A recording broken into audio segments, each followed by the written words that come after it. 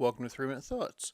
So, when my brother went away to college, this is his freshman year of college, was my junior year of high school, and that was about 87. When he went away, he found a group called the Society for Creative Anachronism, SCA. And it was an interesting group, and he then told us about it, me and the rest of the family, and we all got into it as well. But the local chapter, not his group, because it is a worldwide phenomenon.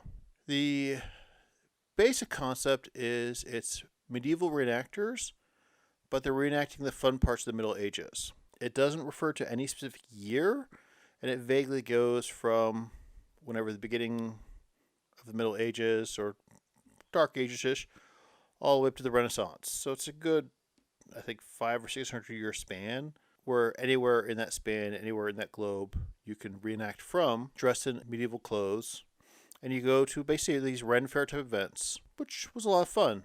I enjoyed learning medieval dances and so on. There's also fighting.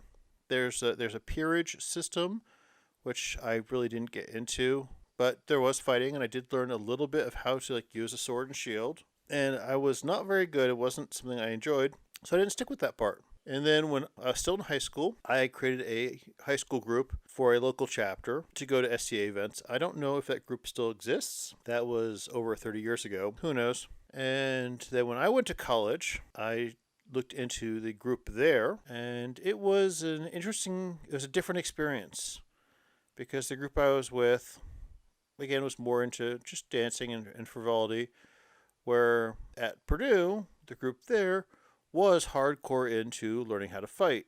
And they would meet every Wednesday at the armory. Just that's what they mostly focused on, is learning how to fight. So I didn't stay with it. The few times I'd go home in college, I would go to hang out with the group in Jersey.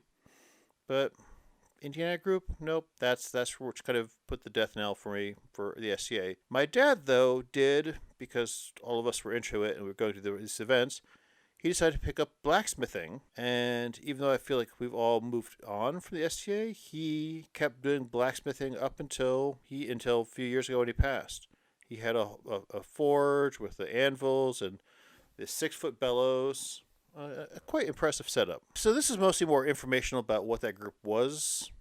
And I could see it is a fun group, but it all depends on what your interests are. So how about yourself? What groups have you belonged to that you fell into and fell in love with and then fell back out of again? Let me know in the comments. Thanks.